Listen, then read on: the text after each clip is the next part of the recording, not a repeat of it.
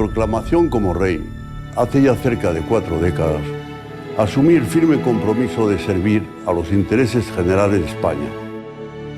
Cuando vuelvo atrás la mirada, no puedo sino sentir orgullo y gratitud hacia vosotros. Hoy merece pasar a la primera línea una generación más joven. Histórica. Rey Don Juan Carlos. El adiós de un rey suele tener un gusto amargo. En un país agotado por la crisis, donde los escándalos empañan la popularidad de la corona, el rey Juan Carlos abdica.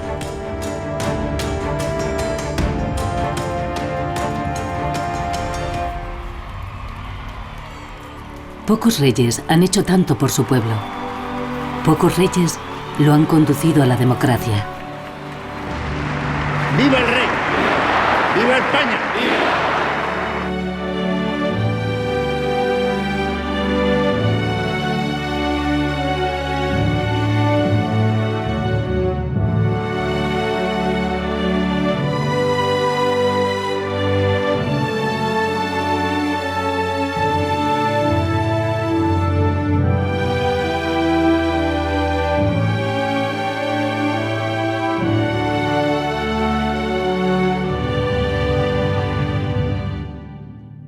A don Juan Carlos no le gustan los grandes discursos, pero antes de ceder la corona, acepta la propuesta de pasar revista a su vida. Tras mucho tiempo en la sombra, se le consideraba un heredero insignificante.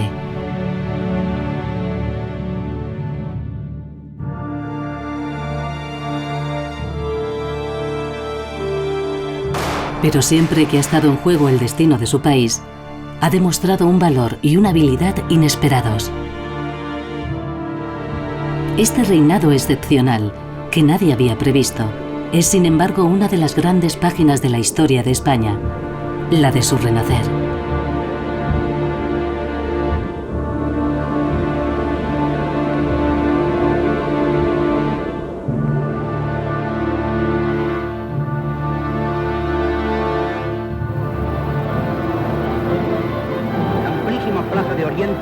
Este entusiasmo y esta unidad.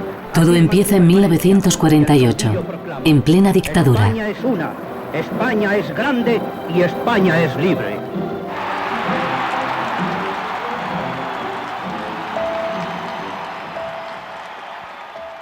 Aquel año, en una fría mañana de noviembre, el Lusitania Express cruza la frontera española. Ese tren con rumbo a Madrid lleva a un niño hacia su destino. El pequeño viajero contempla por la ventana los paisajes que desfilan ante sus ojos.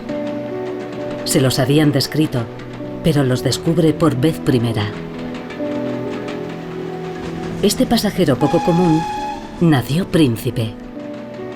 Sobre aquel niño reposa la esperanza de toda una dinastía.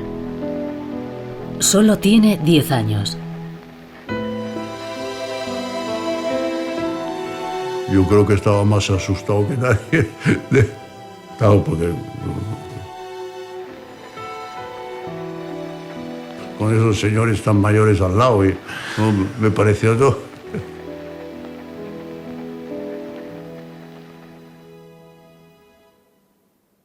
«17 años antes, su abuelo, el rey Alfonso XIII, tomó otro tren. Al huir de un reino en el que los republicanos habían ganado las elecciones, la familia real española se condenaba al exilio, a la espera de días mejores.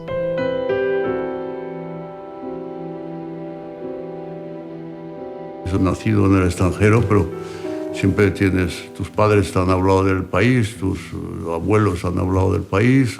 El venir a tu país por primera vez realmente fue una impresión muy grande, porque claro, yo hablaba todavía español, pero con acento francés, y en fin, bueno, fue un gran cambio. Juan Carlos no sabe aún lo que le espera en la tierra de sus antepasados. En 1936, un golpe militar perpetrado por el general Franco acabó con la república que había expulsado a su abuelo. El país sufre una sangrienta guerra civil con 500.000 muertos y 500.000 exiliados.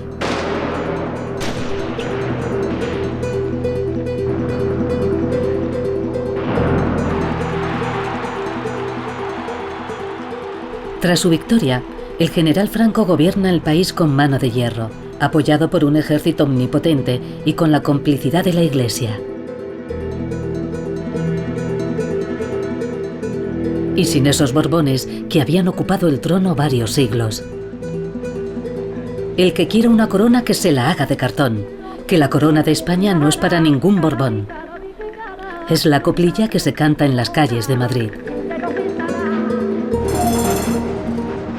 No, a esa edad yo no pensaba en príncipe ni en nada, porque no pensaba en divertirme como niño, y cualquier niño de 10 años de política, pues no, realmente no. Juan Carlos ignora que su presencia en suelo español es fruto de las negociaciones de dos hombres que van a jugar un papel decisivo en su vida. Su padre, don Juan de Borbón, es el heredero legítimo de la corona. Al instalar a su hijo en España, busca abrirse camino hacia el trono. En cuanto al general Franco, al recibir a un Borbón inofensivo, espera redorar el blasón de una dictadura desacreditada internacionalmente. Para estos dos hombres opuestos en todo, el pequeño príncipe es solo un peón. Franco y don Juan están de acuerdo en una cosa. En España, el príncipe debe recibir una educación a la altura de su rango. Hicieron un colegio especial. Claro, estaba en un colegio hecho para mí. Un colegio con ocho chicos.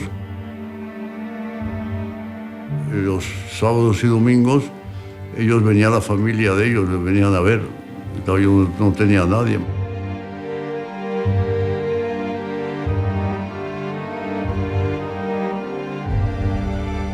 Su padre solo le ha dado una consigna. Cuando veas a Franco, escúchale, pero habla lo menos posible. En boca cerrada no entran moscas.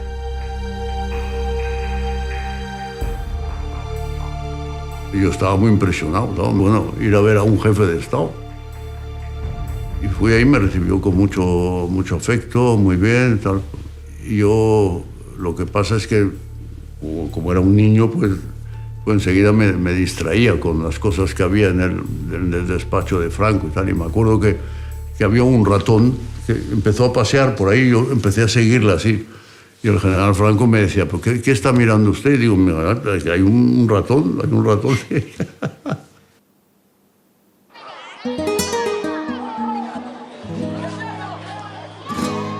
Rehén del hombre que impide reinar a su padre, Juanito escapa de su nuevo tutor solo durante las vacaciones.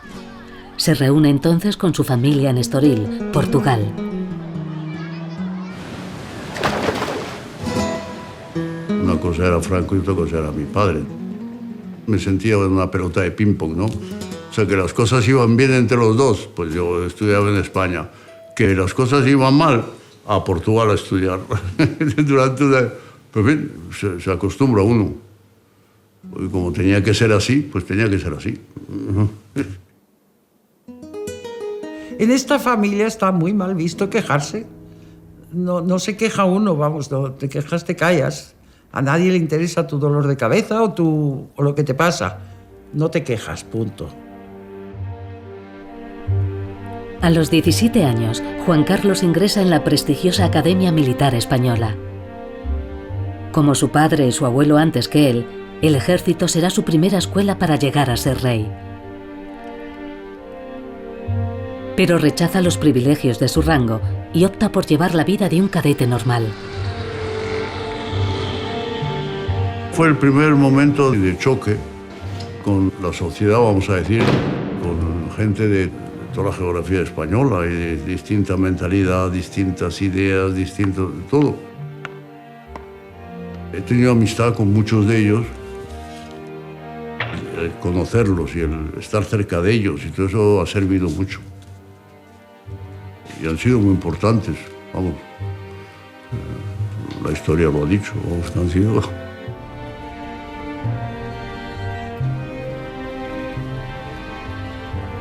Mi hermano se descubrió después que había sido disléxico. Le costó mucho esfuerzo estudiar, le costaba mucho. Pero los disléxicos tienen que desarrollar su inteligencia de otra manera. Y ahí está la gran intuición del rey, yo creo. Viene de ahí.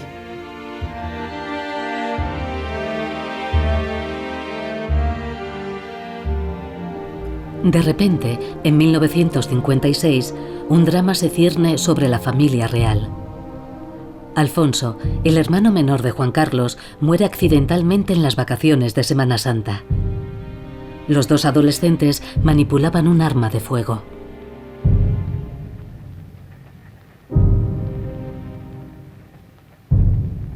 Ahora lo echo mucho de menos. El no tenerlo al lado, poder hablar con él o poder discutir con él.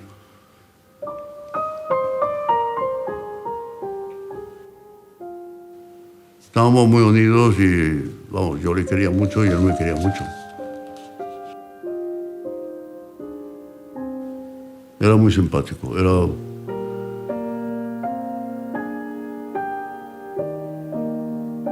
Para proteger a la familia real de un posible escándalo, don Juan y Franco bloquean la información. No habrá ninguna investigación para establecer las circunstancias precisas del accidente. Un comunicado oficial cierra el caso. Mientras Su Alteza el Infante Alfonso limpiaba un revólver con su hermano, se disparó un tiro que le alcanzó la frente y le mató en pocos minutos.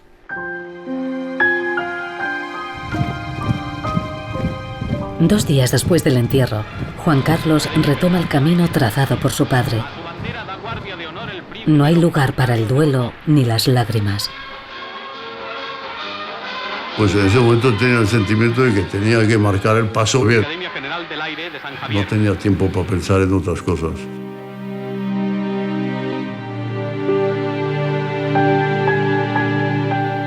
Para Juan Carlos, la trágica pérdida de su hermano menor marca el fin de la inocencia. El joven que regresa a Madrid se ha endurecido para hacer frente a las pruebas que le esperan. Su vida ha sido una vida muy dura y muy difícil e incluso hasta trágica. Su infancia, su adolescencia, es una persona que se ha formado, digamos, dentro de una austeridad y dentro de una disciplinas sumamente estrictas, lo que ha debido significar para él un gran sacrificio. Sin embargo, nada de eso sale a flor en su personalidad. Han pasado 10 años desde que Juan Carlos llegó a España. Ha finalizado su formación militar, pero el restablecimiento de la monarquía no está en la agenda. El trono de España sigue pareciendo inaccesible. Nada ha cambiado. La paz, la disciplina y el orden interno de los españoles. Paz, orden, disciplina. La sociedad española vive tras un muro de silencio. Año tras año, el país sufre penuria, censura e ignorancia.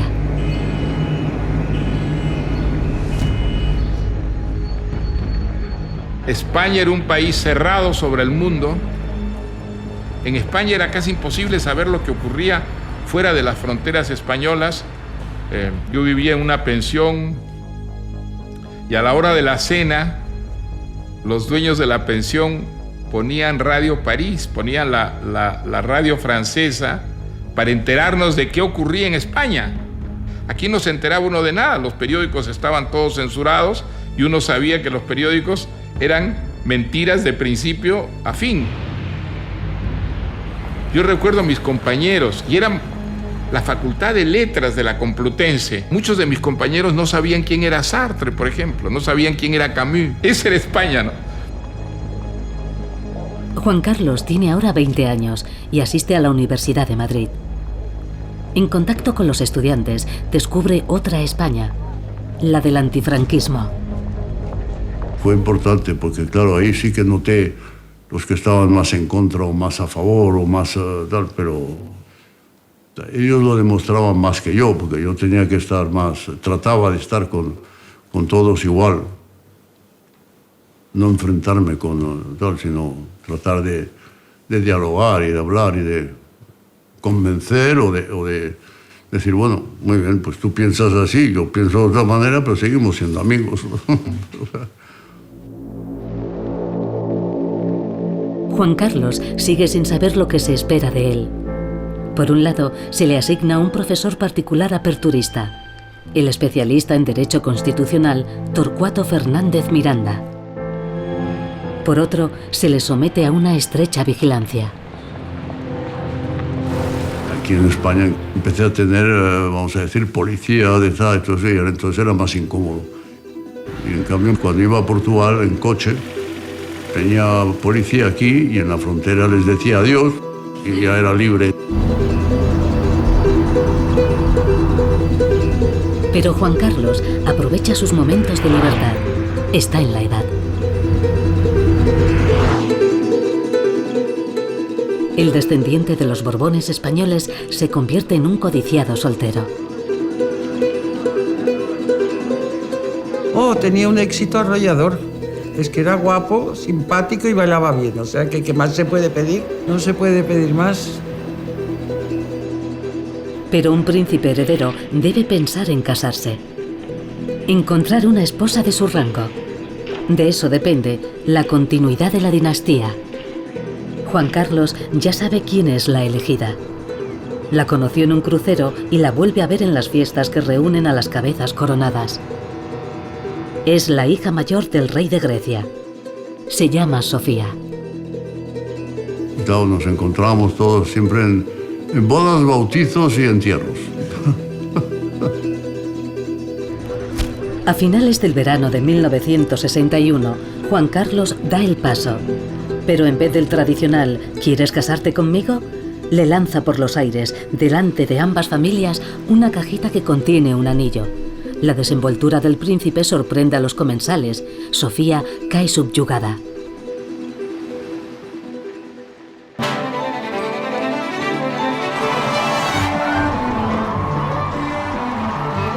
Una boda de cuento de hadas que hace vibrar a Atenas y a toda la aristocracia europea.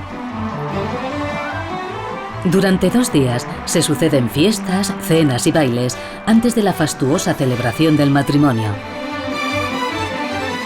Asisten 150 miembros de las familias reales más ilustres. Cientos de españoles viajan a Atenas para participar en el acontecimiento. ¿Quién no vino? ¿Quién no vino? Este mundo y el otro. Aquello fue muy impresionante. Los novios intercambian sus votos en sus respectivos idiomas en una iglesia católica. Después se desplazan a la catedral ortodoxa.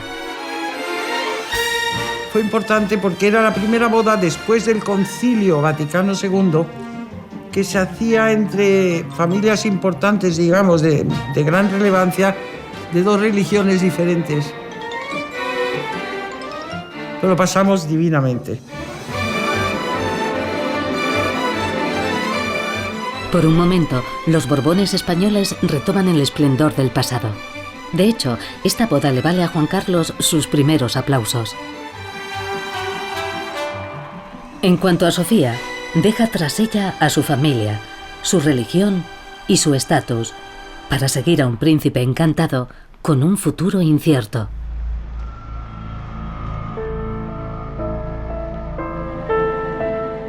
Don Juan quería aprovechar el enlace de su hijo para reafirmar su condición de heredero al trono.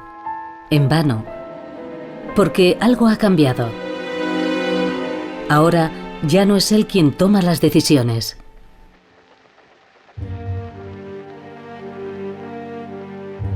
Por primera vez, Juan Carlos toma las riendas de su destino. Podría instalarse en Portugal junto a su familia, esperar pacientemente su turno y llevar la vida ociosa de un rentista exiliado. Pero decide volver a Madrid. Es el precio a pagar para que la monarquía vuelva a instaurarse algún día en España.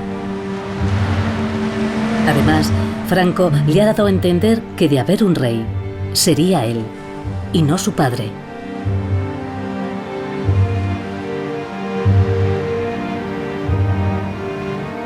Yo creo que Franco pensó y dijo, es más conveniente tratar de que sea el hijo a que sea el padre.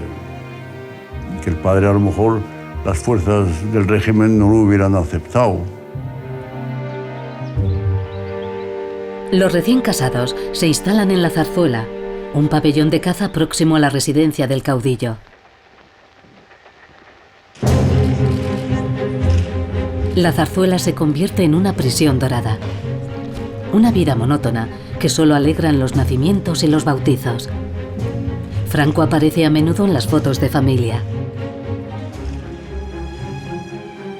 Pero no dice nada sobre el regreso de los Borbones al trono. Juan Carlos está condenado a esperar. Yo me acuerdo un día, estaba yo con Franco y le digo, bueno, yo he venido a España, muy bien, a vivir aquí, todo eso, pero ¿qué quiere usted que yo haga? Y me dijo, me contestó, ahí tiene España y que le conozcan los españoles.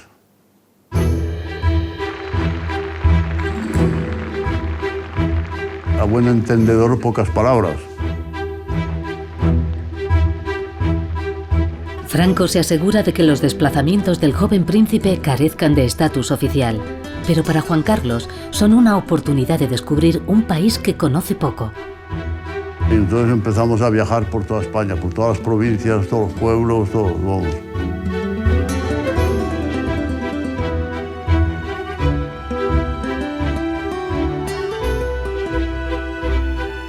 Yo creo que no hay un pueblo que no conozca.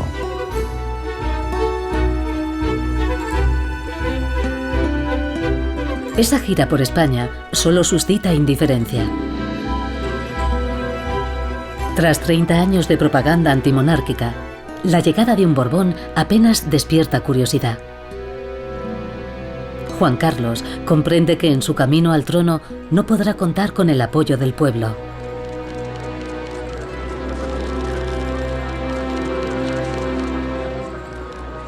Su futuro depende de la voluntad de Franco, cuyas intenciones siguen siendo impenetrables.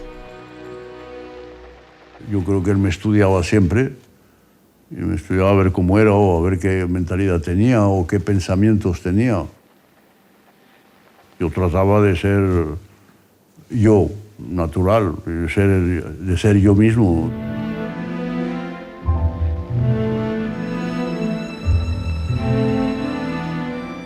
Franco no tiene ningún hijo varón. Entre los dos hombres se establece una relación cercana, casi afectuosa.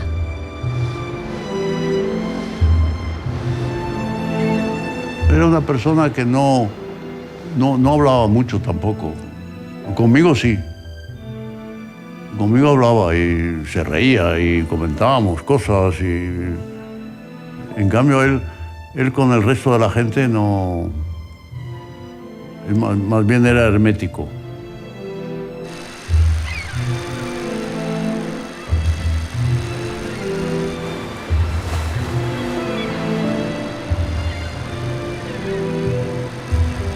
¿Por qué Franco tardó tanto en nombrarme? La pregunta del millón. No lo sé, no lo sé. Tras años de espera, Juan Carlos está acostumbrado a vivir de promesas. Y cuando llega la esperada noticia, la sorpresa es enorme. Rodeado por la expectación de una inmensa multitud que le aclama, Su Excelencia el Jefe del Estado llega al Palacio de las Cortes para presidir una jornada de incalculable trascendencia histórica. Y un día me dijo, le voy a nombrar a usted heredero título de rey. ¿Acepta usted? Nada más. Y designado sucesor en la jefatura del Estado, a título del rey, para su día, el príncipe don Juan Carlos de Borbón y Borbón. Cuando tuve la sensación de que iba a ser rey, no fue ni cuando tenía 10 años, ni cuando tenía 15, ni cuando tenía 18, sino cuando me nombró Franco heredero. Entonces sí que dije, esto va en serio, esto va en serio.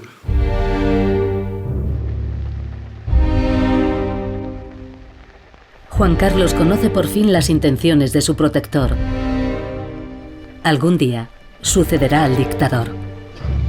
Juráis lealtad Pero antes deberá jurar fidelidad a los principios del movimiento, vincular mediante juramento a los Borbones de España con el franquismo. Sí, juro lealtad al jefe del Estado y fidelidad a los principios del movimiento nacional y demás leyes fundamentales del reino. Si así lo hiciereis, que Dios os lo premie, y si no, os lo demanda.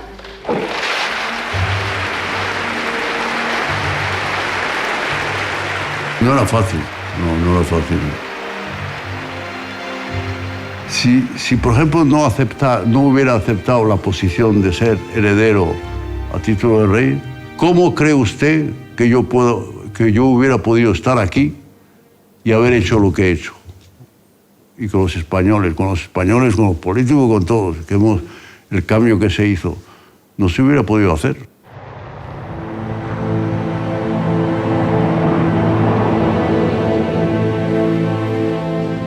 Juan Carlos sale de repente a la luz a los 31 años, pero para aparecer como un pilar del régimen. Sabíamos que era el heredero designado por el dictador, por el tirano, y por tanto pensábamos que era alguien que quería continuar la obra de Franco. Además, en la oposición clandestina, democrática, se creía que no tenían grandes facultades intelectuales. Se hacía mucha broma sobre que era tonto y tal. Después todo fue bastante sorprendente, porque de tonto no tenía nada. Para Juan Carlos, el estatus de heredero tiene aún poca consistencia. En realidad, no tiene ningún poder. Pero este nombramiento acarrea consecuencias dolorosas. Su padre no le perdona haberle adelantado, ni asociar la corona con el franquismo. La unidad dinástica está destruida. El diálogo entre padre e hijo se rompe por primera vez.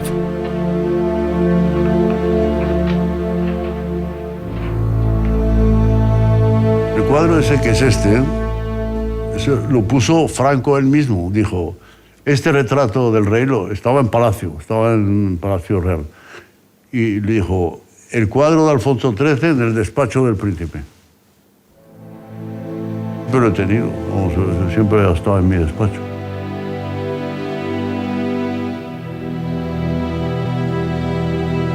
Al colgar el retrato del abuelo, Franco no solo excluye definitivamente a don Juan. Alfonso XIII es el último monarca español que ha reinado, pero también fue quien firmó en su momento una alianza entre la monarquía y la dictadura de Primo de Rivera.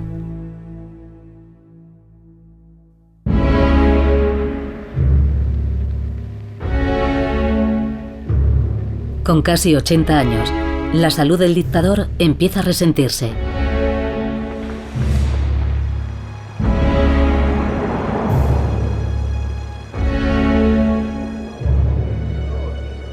La cuestión del posfranquismo interesa mucho en Estados Unidos. En el escenario de la Guerra Fría, el régimen franquista se erige en el mejor bastión contra el comunismo. Richard Nixon tiene mucho interés en reunirse con el recién nombrado sucesor. Para sondear sus intenciones, el presidente americano invita al heredero de España a visitar Estados Unidos.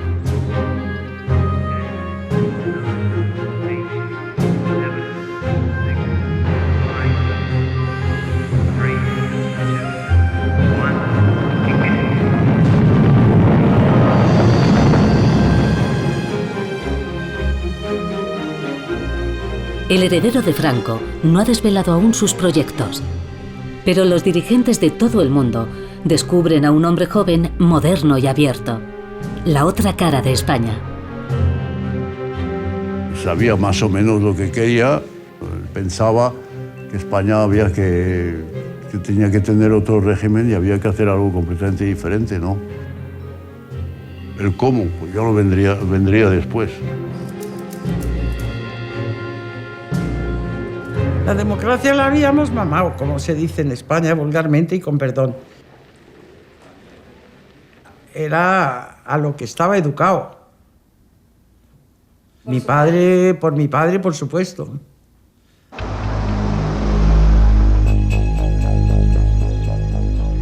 No, venía de un viaje en que tuve un desayuno llamado Off the Record. En ese desayuno dije algunas cosas sobre la democratización de España y la apertura de España y todo. Y Franco me dijo, Alteza, hay cosas que se pueden decir ahí que no hay que decir aquí, y hay otras que se tienen que decir aquí que no se pueden decir ahí.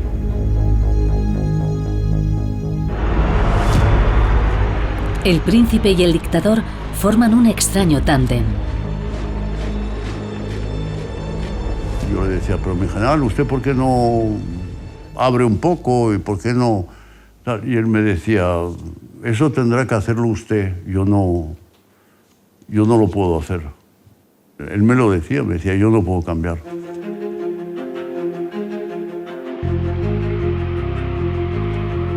A principios de los 70, la dictadura española parece totalmente anacrónica. La fractura entre el régimen y la realidad del país es evidente. Y es que a pesar de su aislamiento, España ha cambiado. Se ha dotado de infraestructuras, ha modernizado su economía. Esta mutación ha dado lugar a una clase media dinámica, culta y ávida de libertad. El proceso de apertura económica de España había producido que hubiera cambios sociales que probablemente no estaban reflejados institucionalmente. Por tanto, hay una sociedad que ya quiere ser democrática, pero es verdad que hay unas instituciones que no lo son. La explosión del turismo hace el resto. Cada año, los españoles conviven con millones de turistas extranjeros. Hicieron mucho las turistas que vinieron a las playas y se pusieron en bikini. Porque claro, era otro mundo. Es que las mujeres, todavía al final de la dictadura, las mujeres se bañaban con vestidos. En esos veranos, los extranjeros traen algo más que una forma de vestirse. Otro modelo de sociedad.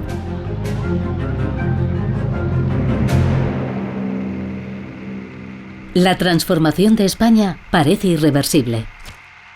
Pero Franco se opondrá hasta su último aliento. Gravemente enfermo, en junio de 1973 confía las riendas del poder al almirante Carrero Blanco, su colaborador más leal.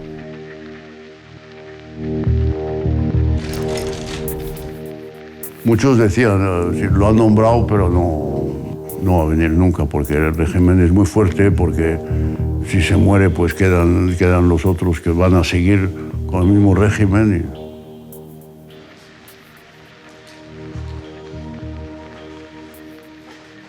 Franco creía que su obra sería una obra eterna. Él nombra a Carrero Blanco muy reaccionario, además de una orden religiosa como el Opus Dei, que se va a salvar. El legado de Franco lo va a salvar. Una bomba lo hace levantar unos metros y eso se acabó. La potencia de la explosión fue tal que el automóvil voló por los aires, chocó en la cornisa superior de la residencia de los jesuitas y fue a caer dentro de un patio, quedando completamente destrozado. Desde principios de los años 60, ETA ha hecho de la lucha contra el franquismo su principal combate. Al asesinar a Carrero Blanco, demuestra su fuerza.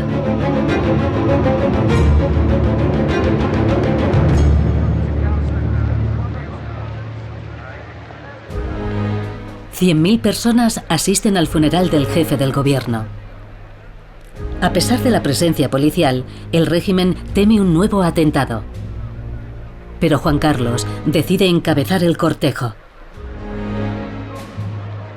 Era el momento que estaba ETA matando a gente, muchos militares, muchos civiles, y tenía uno que demostrar que en ese momento estaba uno ahí. Y ahí me planté, por delante vestido de uniforme, no pasa nada. Este acto de lealtad hacia el régimen no tendrá recompensa. No se consulta a Juan Carlos sobre la elección del nuevo jefe de gobierno.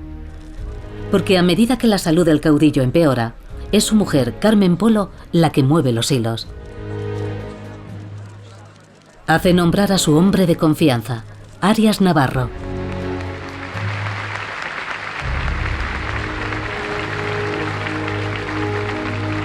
España, España, España, arriba España, viva Franco.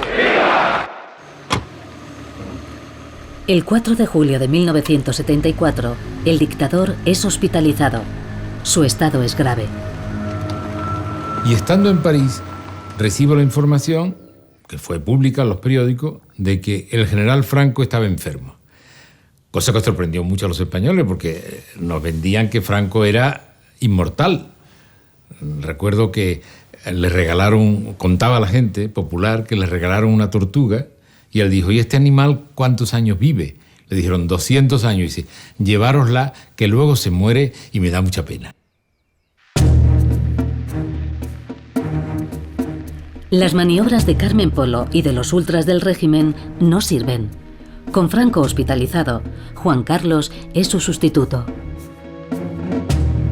Ahí sí que hubo jefes de Estado de fuera que me dijeron, no deje el poder, no lo devuelva. Una vez que se lo han dado, no lo devuelva. Pero en aquella época pensaba y decía, ¿que muere? Pues soy jefe de Estado. Que no muere y se pone bueno, pues tenga usted otra vez el poder.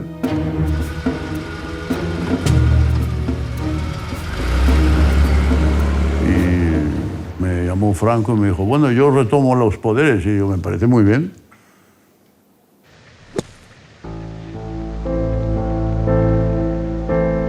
Franco está entre la vida y la muerte. Mientras la propaganda difunde imágenes tranquilizadoras del anciano padre protector, el franquismo no ceja. La pena capital impuesta a Ángel Otaegui Echeverría, José Humberto Francisco Baena Alonso, Ramón García Sanz, José Luis. En el otoño de 1975, la condena a muerte de 5 presos políticos conmociona la opinión internacional. Se organizan manifestaciones en toda Europa. 15 gobiernos llaman a sus embajadores. Se interrumpen las negociaciones sobre la entrada de España en el mercado común. Pablo VI, secundado por la Iglesia española, apela a la clemencia.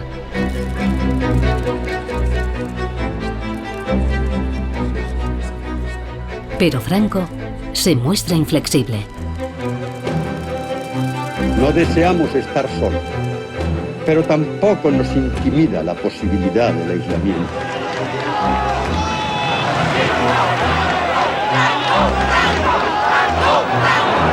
¡Viva España! ¡Viva España! ¡Viva el país que sea, coño! Hubo un momento en que se recrudeció el régimen y eso me preocupó mucho en cuanto a toda la posición internacional de España, ¿no? Y la visión que tenían fuera de España, que siendo yo, vamos a decir, heredero de Franco.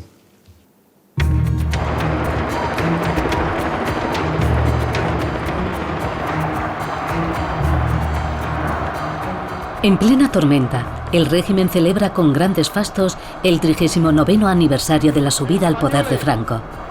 Habla su excelencia el jefe del Estado. Ante la multitud que le aclama, el debilitado dictador se muestra más radical que nunca. Todo lo que en España y en Europa se ha armado obedece a una conspiración masónica y izquierdista en la clase política. Evidentemente, el ser español vuelve a ser hoy una grosería en el mundo. ¡Arriba España!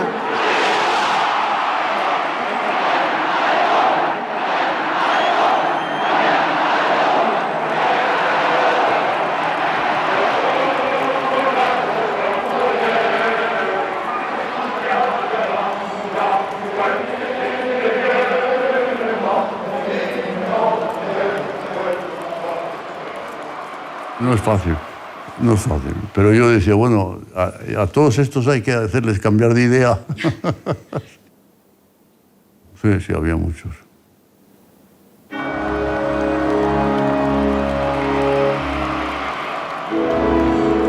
Es la última vez que Juan Carlos aparece en público junto al dictador.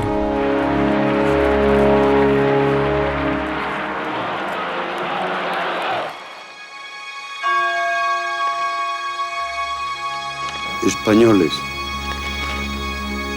Franco ha muerto.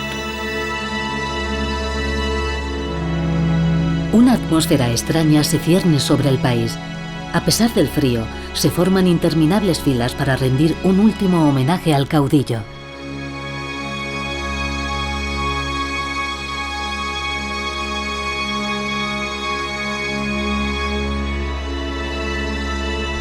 Esperada por unos, temida por otros, la muerte de Franco inaugura una era de incertidumbre para los españoles.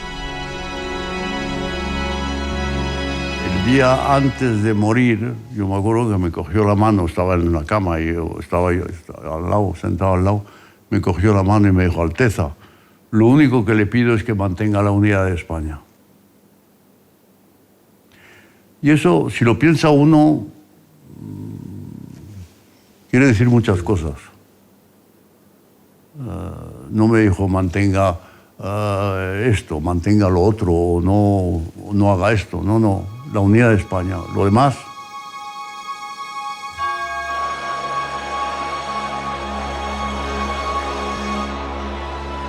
Los españoles conocen su testamento político por televisión. Españoles, os pido que perseveréis en la unidad y en la paz, y que rodeéis al futuro rey de España, don Juan Carlos de Borbón, del mismo afecto y lealtad que a mí me habéis brindado, y le prestéis en todo momento el mismo apoyo de colaboración que de vosotros he tenido.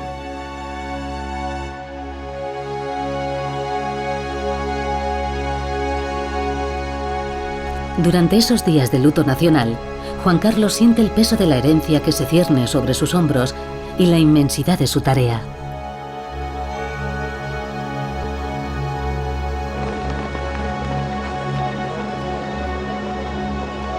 Yo sabía que teníamos que hacer una democracia, pero ¿cómo? Dije, pues eso hay que verlo.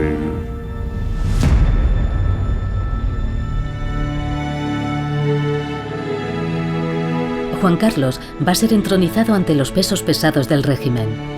El dictador chileno Augusto Pinochet es uno de los invitados.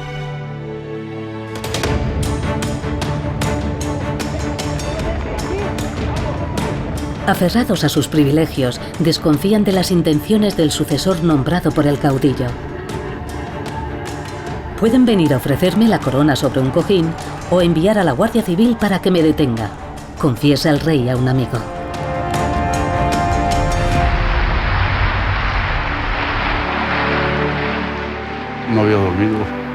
No había dormido.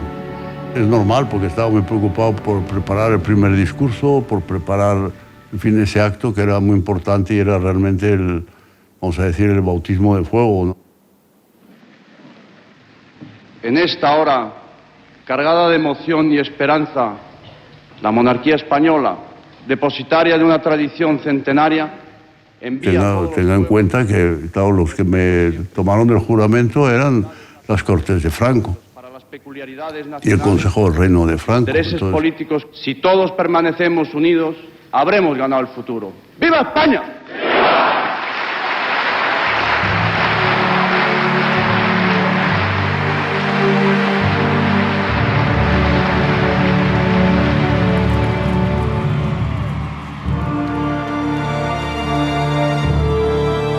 Don Juan Carlos se desembaraza discretamente de Pinochet. En la misa solemne, prefiere relacionarse con invitados más honorables. Valéry Giscard d'Estaing, el presidente alemán Walter Scheel, el duque de Edimburgo o Nelson Rockefeller, el vicepresidente de Estados Unidos. Don Juan Carlos fue poco concreto sobre su programa político. Sorprendentemente, es el cardenal Tarancón el que habla en su homilía de un reino de justicia, fraternidad y reconciliación. Estaba pensando y decía, bueno, gracias por ayudarme Estás diciéndome lo que yo estoy pensando en hacer, o sea que realmente fue una ayuda muy grande, porque claro, él lo podía decir públicamente, en fin, lo dijo, fue muy valiente de decirlo. Muy importante que lo dijera delante de todos los jefes de Estado y de todos. No me sentía solo. Esta petición de ayuda a Dios subraya además... El discurso democrático no lo hace el rey, lo hace el cardenal Enrique Tarancón. Entonces, no estábamos todavía seguros de cuál era el proyecto.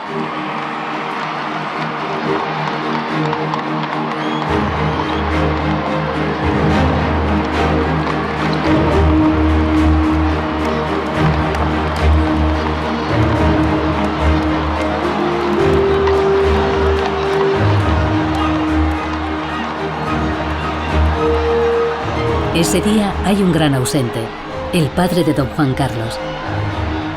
Don Juan sigue considerándose heredero legítimo de la corona de España, así que prefiere ver de lejos la ceremonia en la que su hijo accede en su lugar al trono que tanto deseó.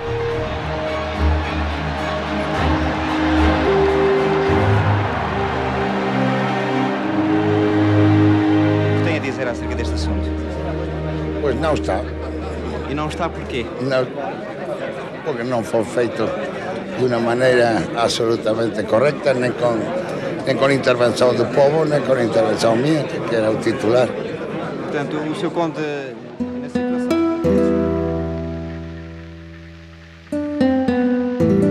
Me costó un poco, es normal, es humano.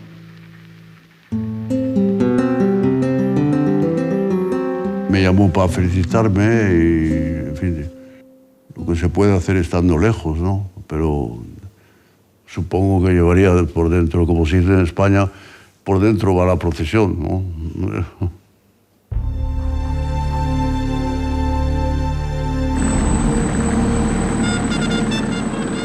A sus 37 años, don Juan Carlos es el jefe de Estado más joven de Europa. Dispone de los inmensos poderes de Franco. Pero todo está por hacer. Pues sí, un peso enorme, un peso grande encima, ¿no? Que tenía uno, tanto pensando en el pasado como pensando en el futuro. En ese sentido, pues sí sería una incógnita para el pueblo español. Para don Juan Carlos, lo desconocido es gobernar un país sin más experiencia política que la de 40 años de dictadura, con un pueblo aún traumatizado por el recuerdo de la guerra civil. El rey está solo. Es muy importante tenerlo en cuenta cuando el rey asume, digamos, el reinado. La monarquía no era popular en España. Don Juan Carlos acaba de subir al trono, pero los españoles empiezan a manifestarse. Reclaman el cambio, pero también carreteras, hospitales y mejores salarios. Bueno, no se había vivido porque no estaba permitido. Y estando permitido, pues se ve gente que está a favor, gente que está en contra, gente que está de acuerdo, gente que no está de acuerdo. En vez de responder a la impaciencia de la calle, el rey juega la carta de la continuidad. Confirma a Arias Navarro en su puesto a la cabeza del gobierno. Creí que era bueno mantener un presidente de gobierno de Franco para que no hubiera realmente una ruptura, sino que fuera realmente un cambio. Y eso llevaba consigo el aguantar algunas cosas difíciles. Arias Navarro, el perro guardián del régimen, defiende un inmovilismo total. Pero gracias a esta concesión otorgada a los franquistas, don Juan Carlos logra nombrar a su antiguo profesor de Derecho, el aperturista Fernández Miranda, presidente de las Cortes. Él hará posible que el rey cambie con plena legalidad ese régimen al que juró fidelidad. La fórmula del constitucionalista se ha hecho célebre: de la ley a la ley. pasando por la ley. Estuve muy preocupado y me dice, sin ningún problema, de la ley a la ley, me dijo. Entonces realmente fui tranquilo.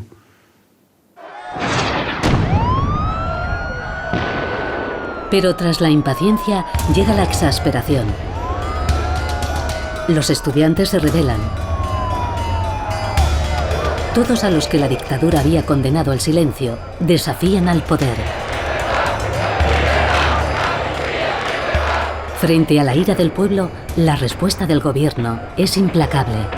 El gobierno dispone de elementos más que suficientes para aplastar inexorablemente cualquier intento de subvertir o alterar la vida del país. Es el engranaje. Huelgas, manifestaciones que degeneran en violencia, atentados. Los partidarios de un franquismo puro y duro se movilizan y resucitan los fantasmas del pasado.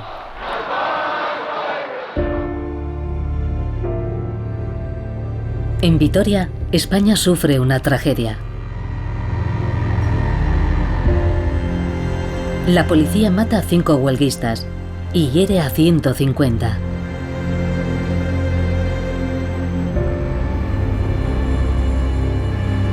La indignación crece. La población se impacienta. La impopularidad del gobierno empieza a contaminar al rey.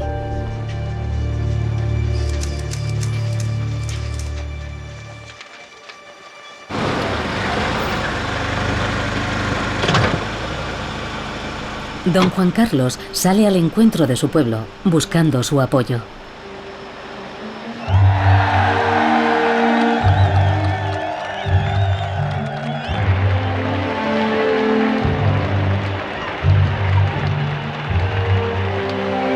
Sentí muy apoyado en esos viajes. Me daba más fuerza para poder seguir. Porque la gente se agarraba a algo que veían que podía ser útil y que podía ser bueno. En Cataluña, seduce al auditorio hablando en catalán, una lengua prohibida bajo el franquismo. Que no te frego. La afecció dels catalans a la llibertat és llegendària. Pero ni una palabra de ese gran cambio que espera una parte de España. Inicialmente, la tutela de Franco nos hacía pensar que querría continuar la labor de Franco, la labor destructiva del país de Franco. Nadie le veía como motor del cambio, más bien le veían como un producto del franquismo que había que aceptar en la transición y que iría desapareciendo a medida que el franquismo fuera desapareciendo de España. La reina y yo os agradecemos muchísimo este recibimiento y sobre todo... Don Juan Carlos no pronuncia el esperado discurso en España. Escoge otra tribuna para esa declaración histórica. El 2 de junio de 1976, ante el Congreso americano, promete solemnemente a su pueblo la instauración de la democracia. The Crown protects the whole people and each and every one of its citizens, guaranteeing through the laws and by the exercise of civil liberties the rule of justice.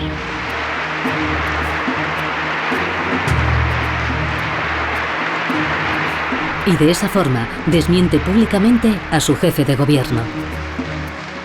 Hace una entrevista en Newsweek donde dice que es un desastre sin paliativos, o sea, un jefe de Estado que dice de su primer ministro, aquí presidente, es un desastre sin paliativos, evidentemente a los pocos días dimitió.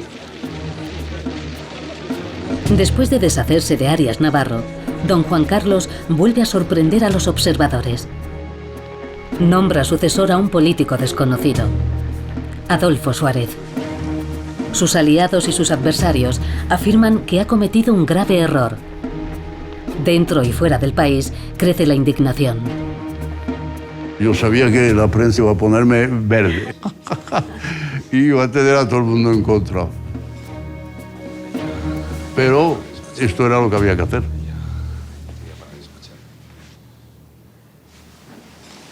Lo conocí cuando fue director general de televisión con Franco. y me gustó mucho su manera de ser y su manera de hablar y cómo era él. Y Adolfo representaba realmente el cambio sin ruptura.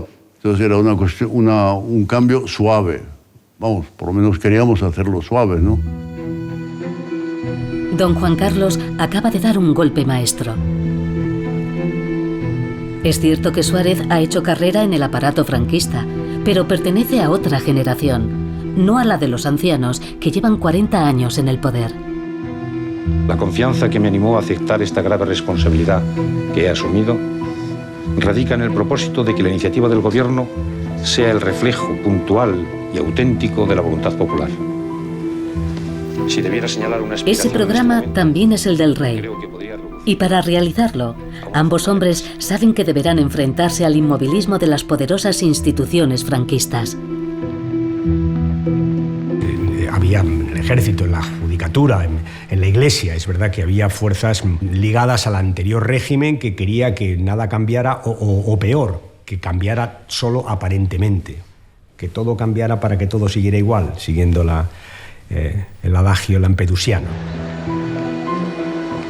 Pero claro, las personas sensatas se dan cuenta que España no podía continuar aislada del mundo, como la leprosa del mundo desde el punto de vista político.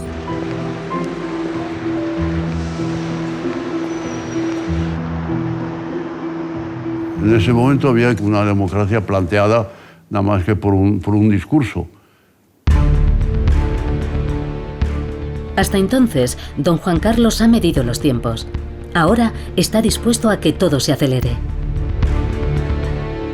En 3 meses, Suárez convence uno por uno a todos los procuradores de que el franquismo no puede sobrevivir a su fundador.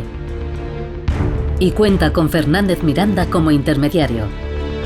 Hay que hacer votar a los procuradores una ley cuyo único fin es acabar con el régimen de Franco.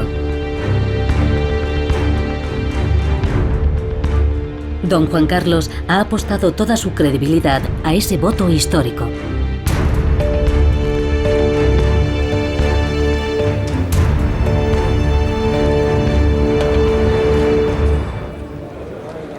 El proyecto de ley ha sido aprobado. Se levanta la sesión.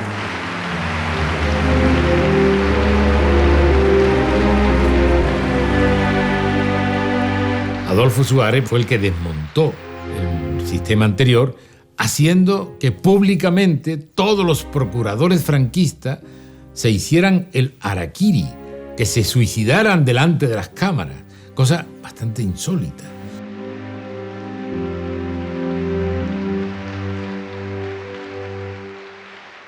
Entonces hay una escena maravillosa, la cámara enfoca al presidente Adolfo Suárez y entonces el presidente Adolfo Suárez se lanza hacia atrás y descansa el alivio de su esfuerzo había sido cómo desmontar a estos franquistas. Y lo hizo muy bien, muy bien. Estaré siempre agradecido.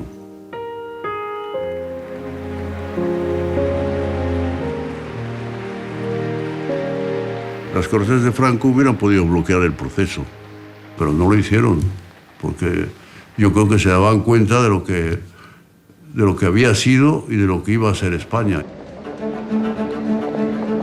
El 15 de diciembre de 1976, los españoles ratifican esta decisión en referéndum. 94% de votos a favor. El franquismo está liquidado.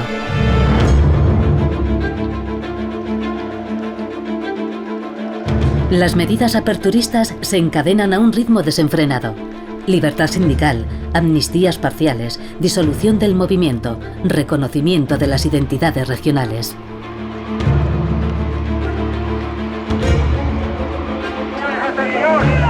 Atención, señores, atención. No den lugar a que lo que ha empezado bien termine mal. Pero la transición democrática corre peligro.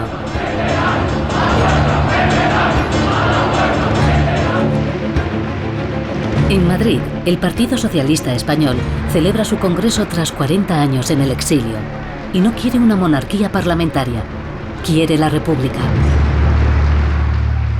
La monarquía que instaura Franco no era nuestra monarquía. Queremos que sea el Parlamento quien decida monarquía o república. Gracias a su capacidad de persuasión, Suárez convence a los dirigentes de la izquierda de que solo la monarquía garantiza la transición democrática. Porque el rey es el único capaz de contener a un ejército ultraconservador que podría acabar de golpe con todo lo conseguido.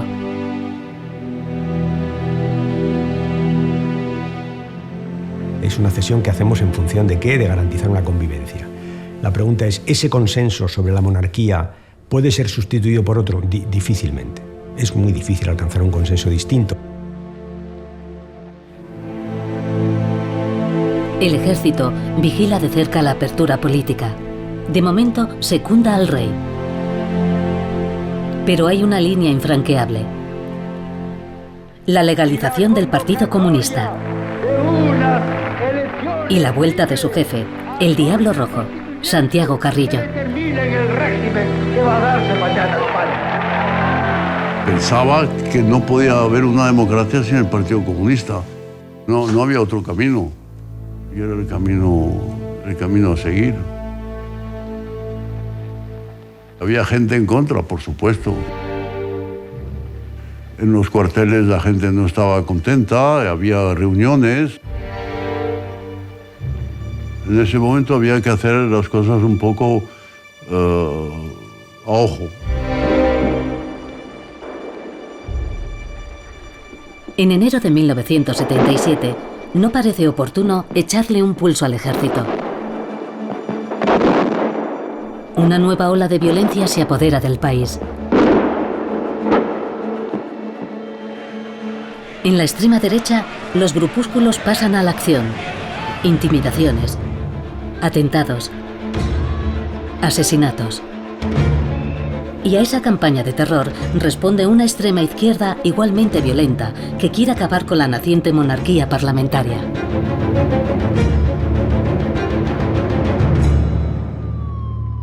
La violencia alcanza su cenit el 24 de enero. Un grupo neofascista asesina a 5 abogados comunistas en el centro de Madrid.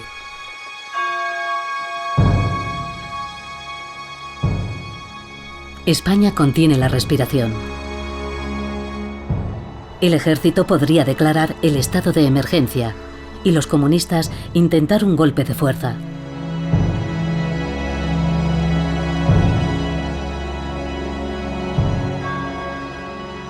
Y en ese momento, que parece llamar a la prudencia, don Juan Carlos decide legalizar el Partido Comunista, aplicando un plan elaborado años antes, en vida de Franco. En el otoño de 1971, durante la celebración de los 2500 años del Imperio Persa, organizada por el Shah de Irán, Juan Carlos se acerca al presidente de la Rumanía comunista. Gracias a él, puede ponerse en contacto con el líder del Partido Comunista Español. Y ahí estaba Ceausescu y tuve una larga conversación con él. Y lo quería que le dijera a Carrillo que iba a legalizar el Partido Comunista. Pero que yo decidía cómo y cuándo.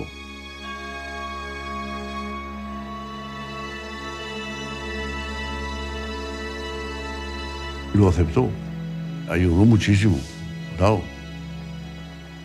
Aceptando la bandera nacional, aceptando la monarquía. Dice, yo no soy monárquico y siento haber dicho que Juan Carlos el Breve, porque fue el que lo dijo. Y lo siento mucho porque me he equivocado, gracias a Dios, me he equivocado. Nos hicimos muy amigos.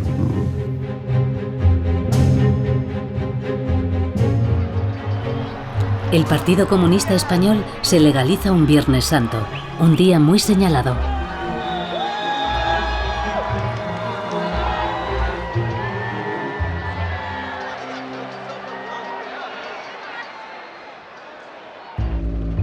Acudid esta mañana a las 12 al Cine Ideal a escuchar las alternativas políticas que nos ofrecerán los candidatos al Congreso después de casi 40 años de obligado silencio. Elecciones libres.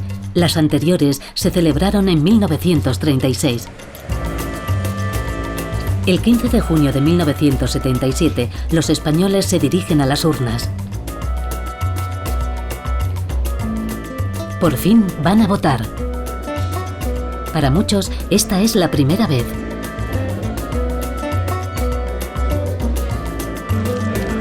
La voluntad popular ratifica la emergencia del Partido Socialista, pero gana el partido de centro-derecha de Adolfo Suárez, que vuelve a ser presidente del gobierno. Don Juan Carlos ha ganado la apuesta. España ya es una democracia.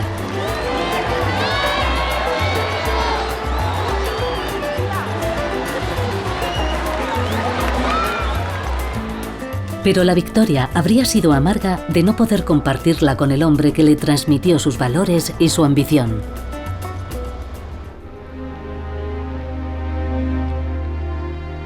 Superado el resentimiento, don Juan llega para apoyar a su hijo. A partir de ese día le llamará Majestad. Por todo ello, instaurada y consolidada la monarquía en la persona de mi hijo y heredero, don Juan Carlos. Tengo que decirle que siento no haberle dado más importancia a ese acto. Ahora lo hubiera hecho de una forma más, dándole más boato y más importancia. Pues claro, una persona que deja sus derechos y que dice, ahora eres tú, eso es muy importante. Entonces, mi hijo y heredero, el rey don Juan Carlos I. Majestad, por España, todo por España. ¡Viva España! ¡Viva el rey! La ceremonia donde mi padre renuncia a sus derechos fue muy emocionante. Muy emocionante. Yo llevé a mis dos hijos mayores porque aunque eran muy pequeños, dije tienen que vivir este día y por lo menos recordar algo de lo que ha hecho su abuelo para su país.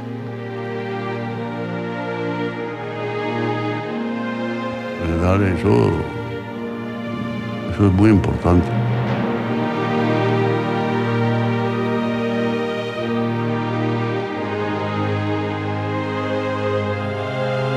Es una persona que dedicó toda su vida a España sacrificando su persona.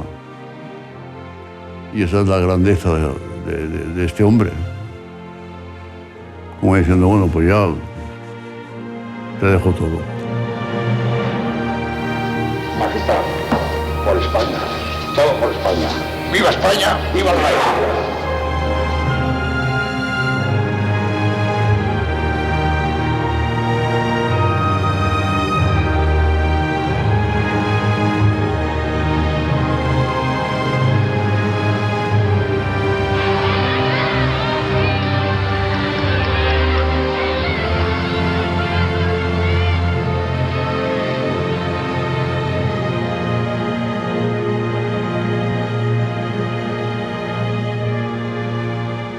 El 22 de julio de 1977, don Juan Carlos se dirige al Congreso para abrir la legislatura que dotará a España de una nueva Constitución. Pero la acogida no es unánime. Los diputados socialistas no le aplauden. No, tenga en cuenta que en ese momento tenía todos los poderes de Franco. Tenía todo. Señores diputados, al presidir esta histórica sesión, veo cumplido un compromiso al que siempre me he sentido obligado como rey: el establecimiento pacífico de la convivencia democrática sobre la base del respeto a la ley, manifestación de la soberanía del pueblo. Me sentí muy bien, porque claro, dije, bueno, Metas que muchos se resistían a los imaginar. partidos políticos, tanto de derecha como de izquierda, todos juntos, vamos a hacer esto. La tolerancia, que en nada contradice la fortaleza de las convicciones, Fue realmente fantástico, fue maravilloso, fue... Con esos propósitos, con esa esperanza y con esa ilusión, queda abierta la legislatura.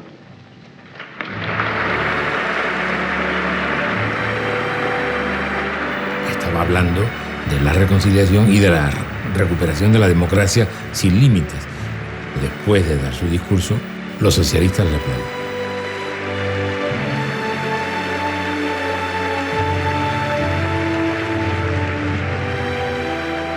Sí, la gente que le gusta el poder y todo eso, yo he cedido todos los poderes con mucho alivio, mucho alivio.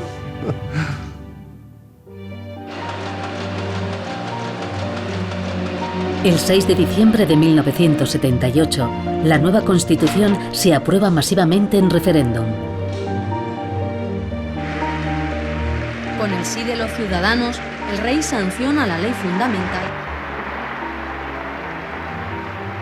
Casi me temblaba la mano en ese momento. Bueno, es que era un momento muy importante para el país, para España, el que se refrendara y se firmara la Constitución, que siempre la tengo aquí delante, ¿no?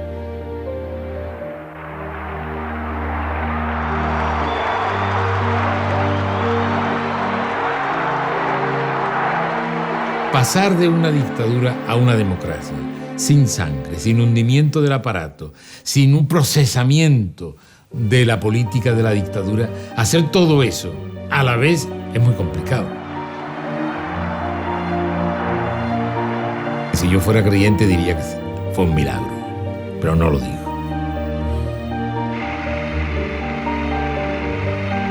Don Juan Carlos deja la política a los que ha elegido el pueblo y se consagra a un papel más discreto.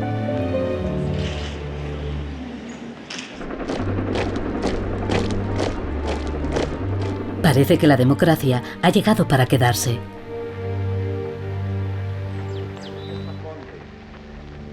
Pero el 23 de febrero de 1981, una sesión extraordinaria del Congreso que reúne a parlamentarios y miembros del gobierno se convierte en una pesadilla.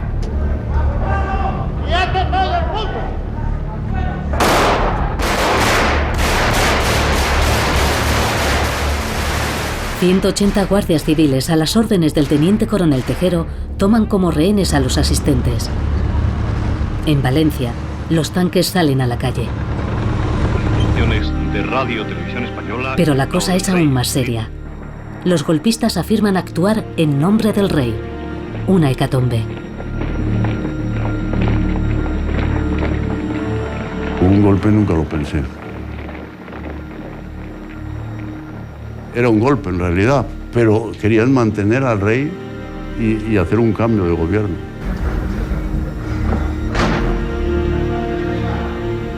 Ahí dentro pues podía ocurrir lo que fuera. La sorpresa existió. Los señores vestidos de guardia civil con los tricornios del siglo XVIII y con unos bigotes del siglo XVII y pegando gritos y palabrotas. ¿Esto qué es?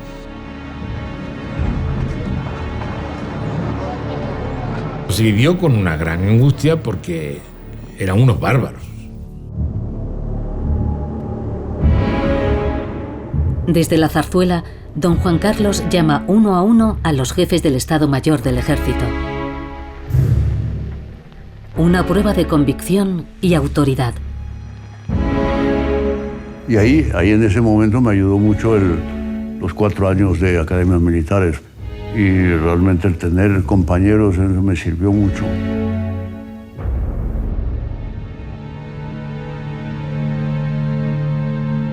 Las horas pasan y los españoles no tienen noticias del rey. Don Juan Carlos debe tomar la palabra ya. Pero la televisión está en manos de los insurgentes. Se tardó un poco y eso le puso nervioso a la gente.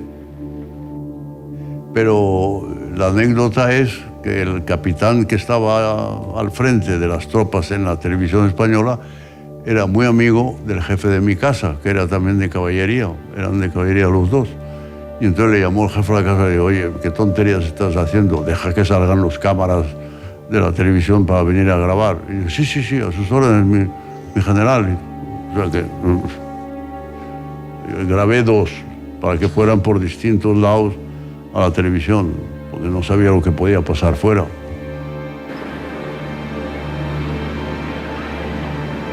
Al dirigirme a todos los españoles, con brevedad y concisión.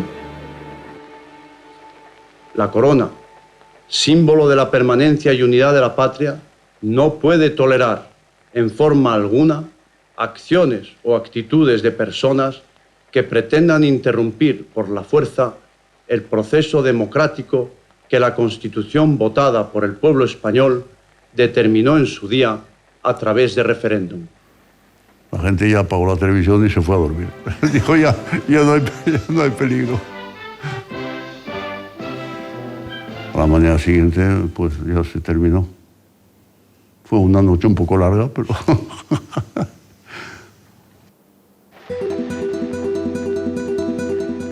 Tras 18 angustiosas horas, los rehenes son finalmente liberados. Los tanques regresan a los cuarteles. Salvó la situación. Si apoya a los otros, gana. Eso está claro.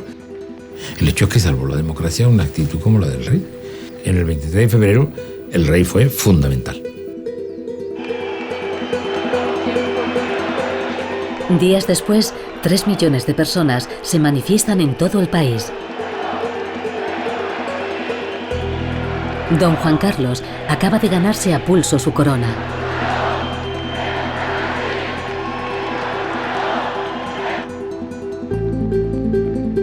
En las elecciones de 1982, los socialistas de Felipe González salen victoriosos. Esta alternancia no solo es la victoria del partido de la oposición, significa el auténtico triunfo de la democracia. Entonces, la transformación de España es algo tan absolutamente extraordinario. Es decir, haber conocido esa España y conocer la España de la movida, el Madrid de la movida, pues es que realmente como si fuera otro país, como si hubiera cambiado el país.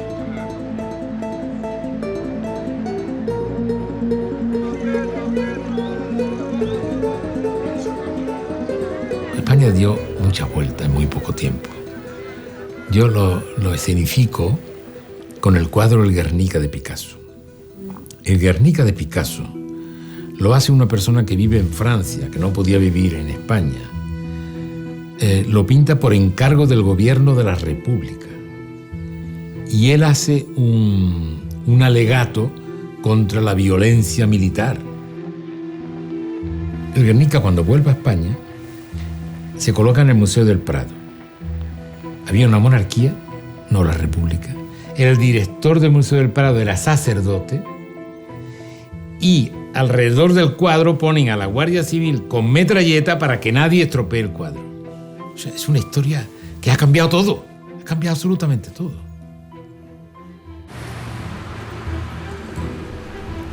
El renacer de España viene acompañado de una auténtica revitalización económica. Después de estar fuera de la Comunidad Europea, ingresa por fin el 1 de enero de 1986.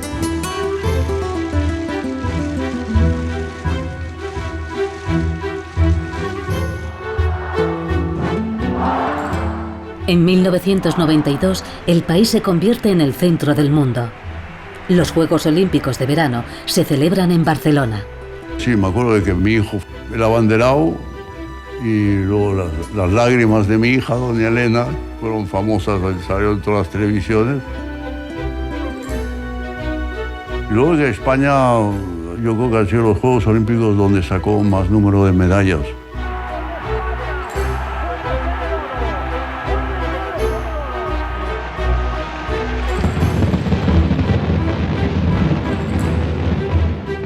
De pronto España, 40 años aislada del mundo. En el mismo año tiene a todo el mundo reunido en Sevilla en una exposición, al mundo entero mirando por las televisiones en Barcelona los Juegos Olímpicos. Todo a la vez podíamos exhibir una España de conexión con el mundo y democrática y libre. Don Juan Carlos se ha convertido en el embajador de esa España triunfante. Durante los 20 años posteriores a su ascensión al poder, ha hecho de América Latina su escenario favorito. Argentina, Chile, Cuba, Venezuela, México, Colombia. Antes de él, ningún otro soberano español había cruzado el Atlántico. Allí le llaman simplemente el Rey.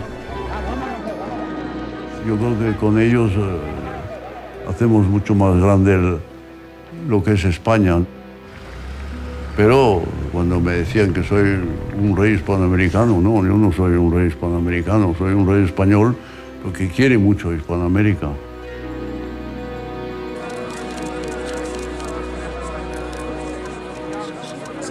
Pero una sombra sigue cerniéndose en esta España del éxito. La del terrorismo, cuya violencia ciega viste de luto al país.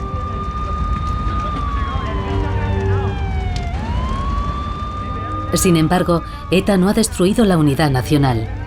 Ante los atentados incesantes, todo un pueblo se alza para gritar ¡basta ya!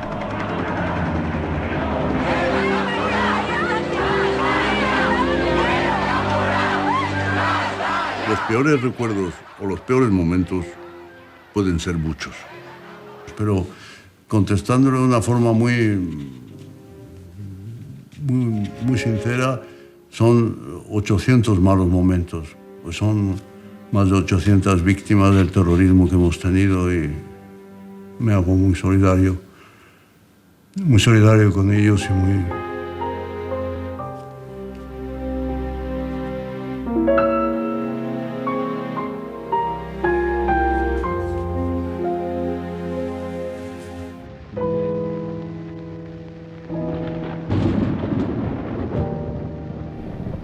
En 1993 fallece Don Juan.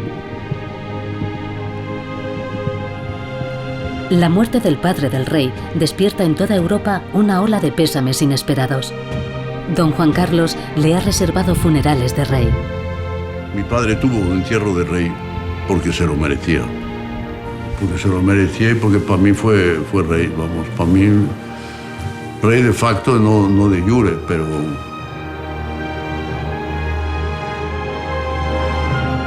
El abuelo ha sido una referencia para todos, porque a todos nos ha transmitido muchos valores y que siempre, aunque no haya una conversación diaria y consulta diaria, pero siempre te da una confianza y una referencia, al perder eso, para él fue un golpe fuerte.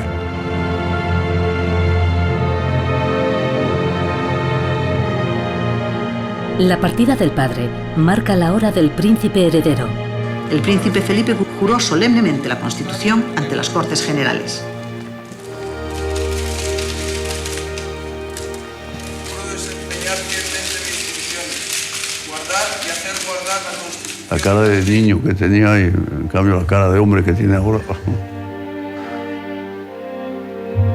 Para un padre siempre es emocionante ese momento, pero para un rey mucho más. ¡Viva la Constitución! ¡Viva! ¡Viva el rey! ¡Viva! ¡Viva España! ¡Viva! De niño su vida ha sido muy diferente. Era diferente porque estaba en su país, estaba en un sitio fijo, en un sitio seguro, y vamos a decir, ha nacido en palacio. En ese sentido sí, era más, fue diferente.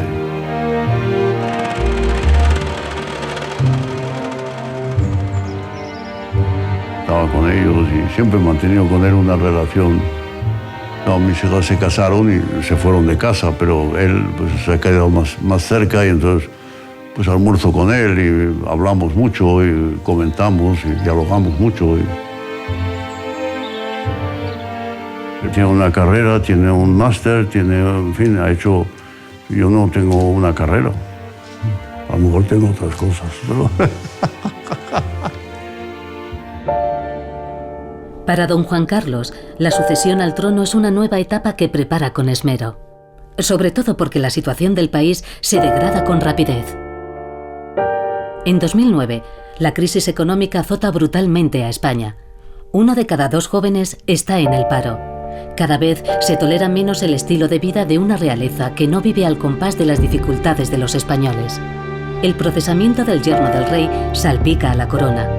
Malversación de fondos públicos, fraude fiscal. La infanta Cristina, hija de Juan Carlos, se sienta a su vez en el banquillo de los acusados. La prensa empieza a interesarse por la fortuna del rey, a revelar sus infidelidades. Después de 3 espléndidas décadas de reinado, estos escándalos son el último desafío para el viejo monarca de salud cada vez más frágil. Es Es verdad que este tema es un tema que los españoles ven con enorme reticencia. La corona pierde su ejemplaridad.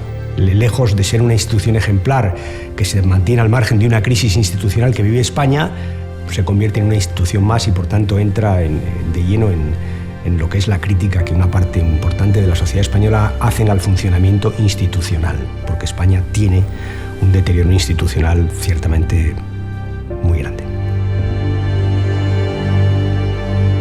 El 2 de junio de 2014, don Juan Carlos da la campanada. Mientras otros se aferran al poder, él elige pasar el testigo. El rey abdica en favor de su hijo. Queda proclamado rey de España, don Felipe de Borbón y Grecia, que reinará con el nombre de Felipe VI. ¡Viva el rey! ¡Viva! ¡Viva España! ¡Viva!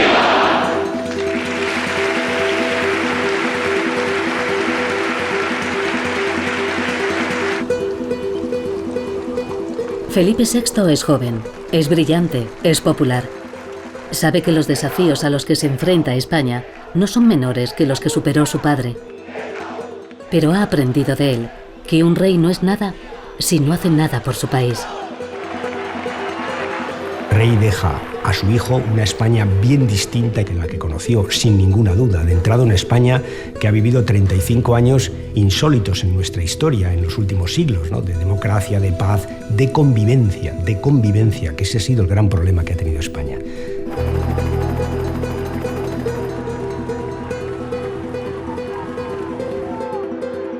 Nunca ha dado lecciones, sí de orientar. Y entonces, bueno, pues muchas veces ante dudas, le planteaba alguna duda y él decía, bueno, intenta resolverlo tú y yo te ayudaré, pero avanza el camino tú, ¿no? Y así ha sido y sigue siendo. Es una persona con toda su simpatía y es una persona reservada, no le gusta dar demasiadas lecciones ni darse importancia en lo que hace o lo que ha hecho. Y en el fondo, cuando uno ve pues una trayectoria y unos éxitos, ¿no? Como jefe de Estado, pues es una persona que mantiene la humildad y es una grandísima lección.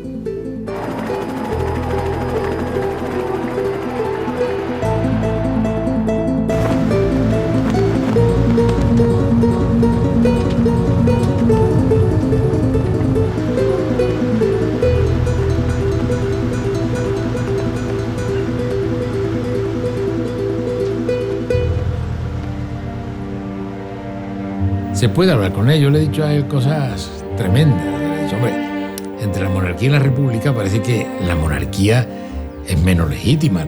Monárquico no puede haber nadie. Usted no será monárquico. Sí, hombre, yo soy el rey. Es un rey que en el tú a tú es mucho menos rey de lo que uno pudiera imaginar. Y eso le hace humano y atractivo como persona.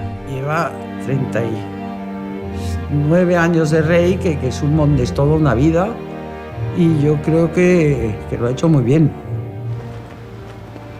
Pero la historia le juzgará también.